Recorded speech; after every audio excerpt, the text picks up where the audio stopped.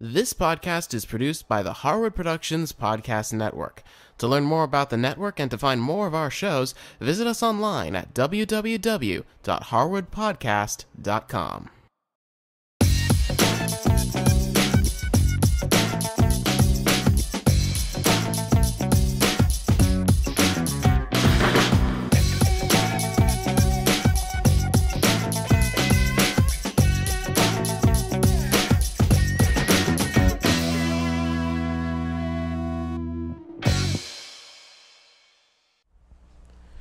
Hey there everyone, and welcome back to In Range. I'm Cameron Harris, and this is episode number 12.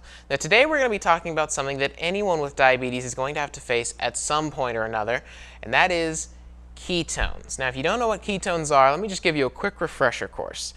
Ketones are an acid that our body creates when it goes without insulin for a while.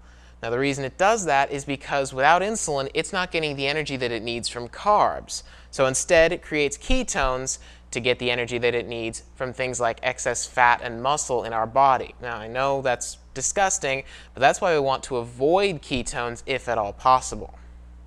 Now as I said before, ketones are produced when you go without insulin for a little while. And that can happen particularly if you're on a pump, because with that the pump could fail, something could go wrong with your infusion site, or your tubing could get a kink in it. All that, chances are, is going to happen to you at some point or another. So you can see how you can get ketones pretty quickly without realizing it. Fortunately, however, they're just as easy to get rid of. So here's how I do it. Now, the first thing I always do is I always inject some insulin into me with a syringe.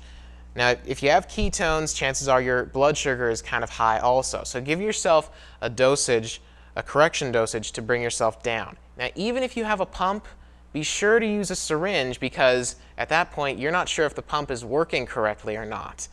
Whereas a syringe, you know that it's going in you. You know that it's going straight into you through the needle. You don't have to worry about the tubing and the site and all that stuff. Now the next step is to solve that issue. Always swap out your infusion site and your tubing if you're on a pump. You always want to make sure that you just swap out the entire system to make sure that it's working properly. And after that, it's just a matter of testing your blood sugar and your ketones constantly until you're back to normal. Now I check every hour personally, and always check your blood sugar, of course, but also you check your ketones with these. These are keto sticks. You always want to have at least 1 or 2 vials of these around.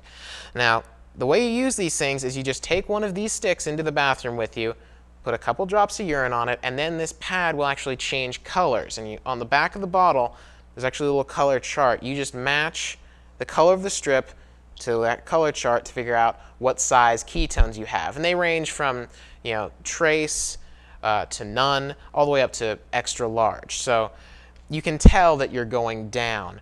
And they'll start going down pretty quickly.